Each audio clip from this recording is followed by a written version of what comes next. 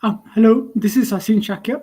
I'm an educator at Karkhana, which is a social entity and makerspace focused on designing hands on learning experiences in the field of science and technology. Hello, this is Sabhyata Timsina. I'm a research fellow for the Open Institute for Social Science currently, but previously also worked at Karkhana as a researcher. The title of our presentation is Adapting Professional Training to the Virtual Space Experience of Training South Asian Professionals in Youth Focused Community Centers. Uh, Our study responds to a gap in Nepal's educational discourse that unfolded after the pandemic disrupted learning systems. The post pandemic discourse focused mostly on students and teachers, but not enough on adult learning. So last year, when we had a chance to design and facilitate a virtual professional training program, we took that opportunity to study and write about the program too. Two core reasons we think professional training is important is that one, they're on one of the very few available spaces for the focused learning for adults. And as semi-formal learning spaces, they allow experimentation of different pedagogical techniques and approaches. The objective of the study is to examine the challenges and opportunities presented by virtual hands-on professional development programs. The training program we designed was called Making Makerspaces, and it was for American Spaces employees across South Asian cities and towns. American Spaces are hubs in different parts of the world which connect youth to the US culture through resources, events, talks, and so on. Currently, the organization is in its initial phases of building their own makerspaces, which Karkhana was approached to assist with, especially in building out the makerspace infrastructure, culture, and programs. Making Makerspaces had 16 sessions in total, four of which are due in August, so we focused on the 12 already conducted as of July. The objective was to train American Center employees to act as workshop facilitators in their own emerging makerspaces. It was conducted across 22 South Asian cities, and sorry, we forgot to add earlier, also in Myanmar. Total number of participants were 26. 18 participants on average attended each session. Four themes were covered: generating ideas, prototyping, building, and storytelling. The workshop approach was heavily activity based and experiential, with designing, building, and discussion components. Whatever the participants were expected to deliver in their own makerspaces, we were making them do during this program. Data gathering involved live observations of the entire workshop sessions as well as feedback sessions that facilitators did amongst themselves post workshop. It included observation of workshops conducted by trainees for youth in their community, and finally, interviews with trainees and facilitators. To quickly provide a picture of what happens in a makerspace, I wanted to cite this description by Martinez and Stager. In makerspaces, makers are constructing knowledge as they build physical artifacts that have real world value. We can include digital artifacts in the case of virtual hands on workshops. Displayed are some artifacts made by trainees during the Making Makerspaces program. Now, on to the findings that we distilled from this study.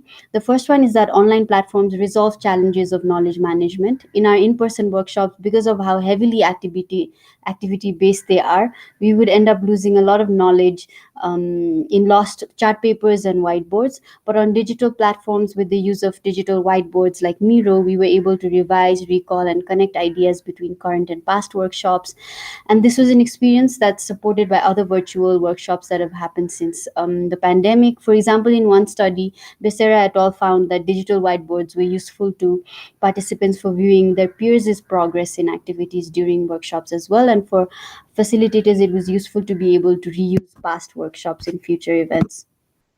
Number two, cross-country and inter-country collaboration really enriched learning experiences.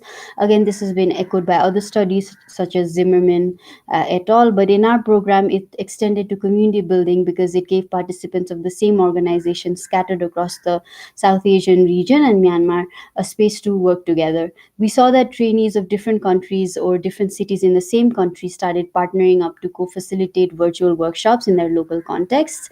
Even during reflection sessions after workshops, workshops, they would talk a lot about how cross-country collaboration was helping with perspective sharing and perspective gaining, and just overall sharing of best practices with people who had very similar job roles to them.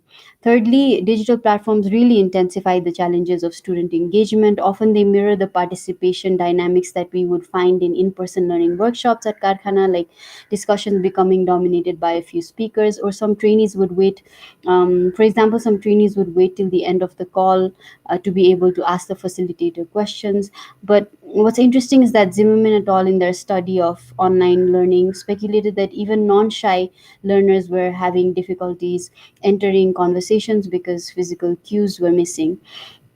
And similarly, muted mics and videos turned off was challenging for facilitators. And one of the facilitators shared that instruction had to be really instinctive, more so in the digital platform than she'd experienced in person, as there were no physical cues suggesting boredom or excitement or confusion. So when the videos were turned off, so facilitators had to guess when a topic was dying out or an activity was exhausted. Number four, digital platforms made one on one coaching logistically easy. Trainees were offered extra hours of coaching to strengthen their performances as facilitators. We found that trainees who attended those extra hours of sessions in which they went over workshop plan, flow, instructions, and did dry run throughs performed considerably better as facilitators than those who did not. Many studies have demonstrated that mock sessions improve the ability to teach, but often there are logistical limitations to in person educator programs that familiarity with digital platforms is making much easier now. The fifth observation we had was that digital platforms complicate the experience of hands on making based teaching and learning. Although we found that making and building components had the highest level of engagement, almost 100%. And this was interesting in the sense that usually in our in-person workshop the facilitator provides the material, so there's no preparation that participants have to do.